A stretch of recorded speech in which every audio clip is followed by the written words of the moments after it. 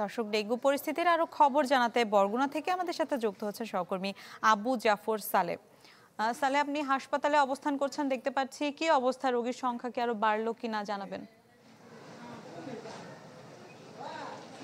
মিলা, আপনি যেমনটি বলছিলেন যে আমি এই মুহূর্তে আছি বরগুনা জেনারেল হাসপাতালে এবং ডেঙ্গু ওয়ার্ড যেটা আর কি, এখানে কিন্তু যদি আমি বলি যে এখানে কিন্তু এই যে যারা রুগী আছে এখন কিন্তু বেড এবং এমনকি বেডের বাইরেও কিন্তু মেঝেতেও রয়েছে তো আসলে বরগুনা কিন্তু এবছরের শুরু থেকেই কিন্তু একটি ভয়াবহ আকার ধারণ করছে ডেঙ্গুর যে প্রকোপ, সেটি কিন্তু আসলে এখন পর্যন্ত স্বাভাবিক পর্যায়ে আসেনি। অর্থাৎ আমি যদি আপনাকে বলি যে গত 24 ঘন্টায় কিন্তু নতুন করে 44 জন আক্রান্ত হয়েছে জেলায় এবং এ নিয়ে কিন্তু পুরো জেলায় কিন্তু 8,527 জন এবছর আক্রান্ত হয়েছে এবং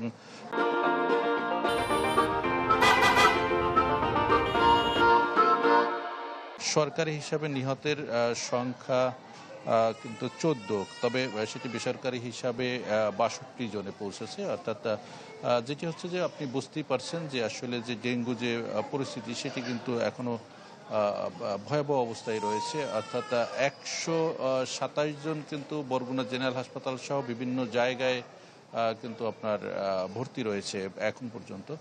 তো এই হচ্ছে আসলে অবস্থা এবং এর পাশাপাশি যেটি রোগীদের সাথে আমি কথা বলেছি, রোগীদেরও কিন্তু বেশ কিছু অভিযোগ রয়েছে। তারা আসলে এখানে চিকিৎসা নিতে এসে কিন্তু তারা পর্যাপ্ত ঔষধ সেটি কিন্তু পাচ্ছে না। তারা যেহেতু একটি সরকারি হাসপাতাল, সেখানেও কিন্তু পর্যাপ্ত চিকিৎসা এবং জনবল সংকটের কারণে তো সেটি বিষয়টি রয়েছে, পাশাপাশি কিন্তু প্রয়োজনীয় ঔষধও কিন্তু তারা পাচ্ছেন না।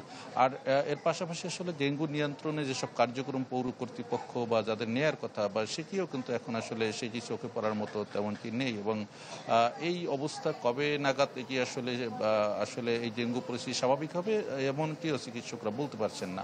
এই ছিল বরগুনা থেকে সর্বশেষ। মিলা। জি, ধন্যবাদ আপনাকে। দর্শক, বরগুনা থেকে ডেঙ্গু পরিস্থিতির খবর জানাচ্ছিলেন সহকর্মী আবু জাফর সালেহ।